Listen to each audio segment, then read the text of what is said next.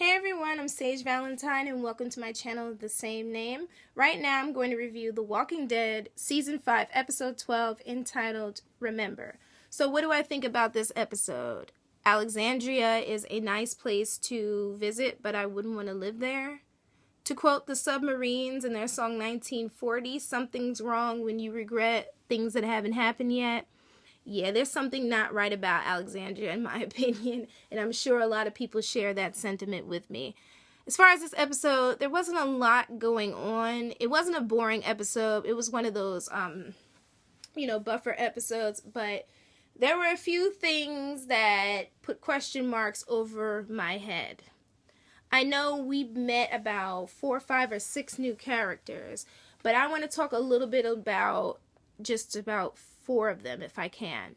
Okay, Deanna Monroe seems like a really nice lady. She wants the group to fit in, settle in. She's glad they're there because I guess they can help them or prepare them, meaning the group of people living at Alexandria, for whatever is going to come or whatever will come, because they seem like they got it. And our group exhibits this by Rick calling Sasha's name, and she shoots this walker through the slats of the gate, which I thought was pretty badass.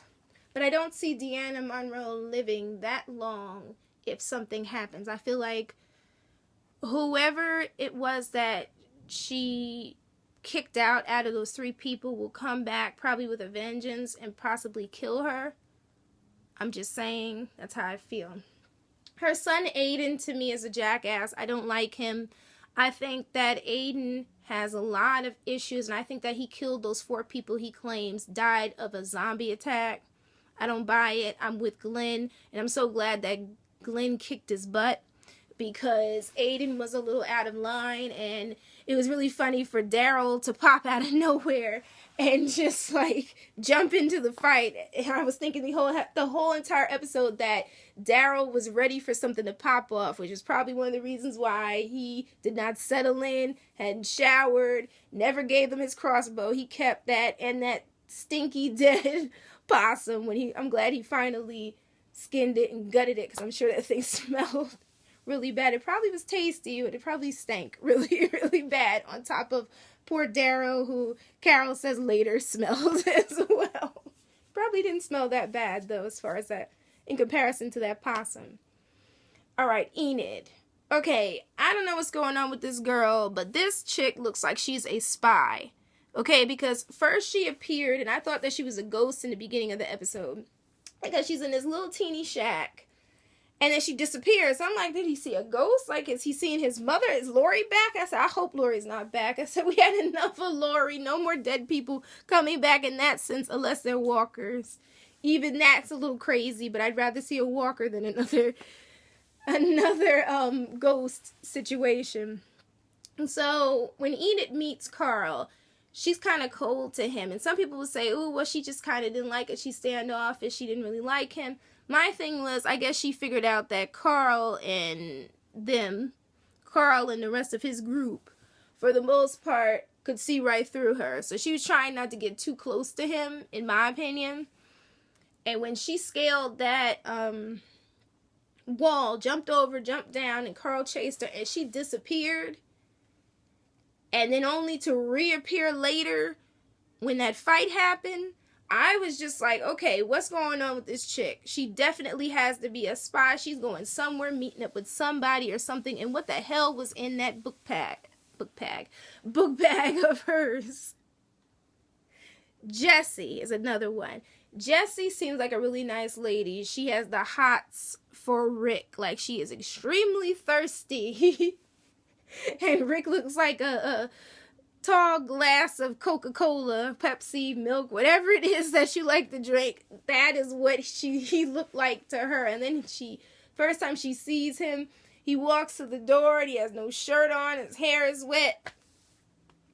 I don't blame her, but hey. It's like, I don't blame her, but hey. Like, my thing with Miss Jessie was that Jessie didn't tell Rick about her husband. She only mentioned her kids.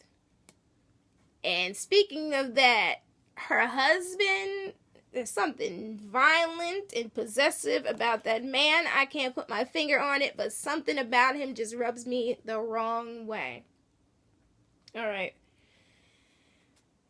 I think that's it as far as the new character, except that lady that was taking the guns and stuff from everybody. She just seemed like so happy-go-lucky. She was happy to have more people around to talk to. She seemed so friendly. Again, another character I don't see lasting too long. Those interviews, I enjoyed every one of those interviews. I kind of wish that Daryl's was a little bit longer, because to me his was more complex. I mean, Carol in that big tall tale that she told about her life and her loving husband, Ed. We all remember Ed. If you didn't watch season 1, you should already know Ed was an abusive so-and-so. But she definitely put on the show. She put on the clothes they gave her, and she just fell right on in. By Rick cutting his beard and, you know, accepting that constable job along with Michonne, he's trying to also put on airs that he has settled in. Everyone, for the most part, seems like they have settled in except for Daryl. Daryl is on alert. I'm here with Daryl because I wouldn't trust any of those people in that place either. As nice as they are, as nice as it looks, Woodbury looked nice. And that prison looked pretty safe.